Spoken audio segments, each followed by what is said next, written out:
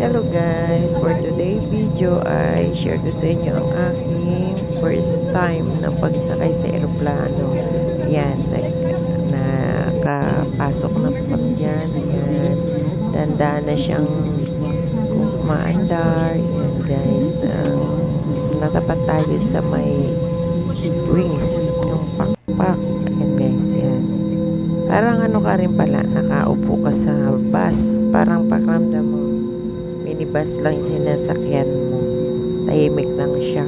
Kala ko nga hindi pa umaandar eh. Umaandar na pala yan, lagay na yan. Dito tayo sa Naya International Airport. Ayan na. May paalis na rin na isa guys. Yan. Kita nyo yan, nasa pakpak. Natapat tayo sa may pakpak. Yan, unti-unti na kami umakyat. Yan guys, yan. Ulap yan. Sobrang maulap that time, kaya kala mo usok lang. Sa kagaya kong first timer, yan ang experience ko.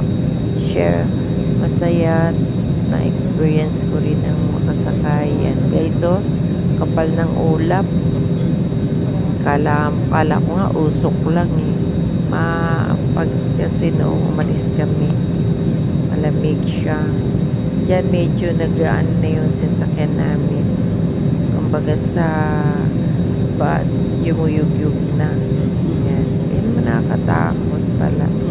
Kala ko, nakakatakot sumakay. Yan guys. Alam mo, usok lang, no? Kasi yan, natatanaw muna yung sa baba. Naging unti-unti na silang maliit-liit na. Kaya sarap lang din ang upo. Parang ano lang, nasa bahay ka lang din. Ito pala yung ano mo sa pakiramdam na sakay ka ng aeroplano. Cebu Pacific guys. Punta kami ng Boracay. Bababa kami ng Katiklan Airport. Ano lang ang biyahe. Wala pang 1 hour. Mabilis lang siya. Hindi naman kami tumagal sa biyahe. Yan, mas matagal pa nga yung station namin sa airport eh. Kasi 3 hours before flight, ando na kami. Ayan, tagal kami naghintay. Yan guys, smooth ang lipad.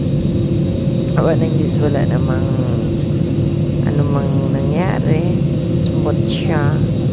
Yan guys, sarap. Yan, parang wala kang problema. Yan dito kasi ibabaw. Yan guys, share ko lang ang aking experience sa pagsakay sa aeroplano. Thanks for watching guys. Alam ko iba naka-experience na sumakay. Yan ay para sa mga tao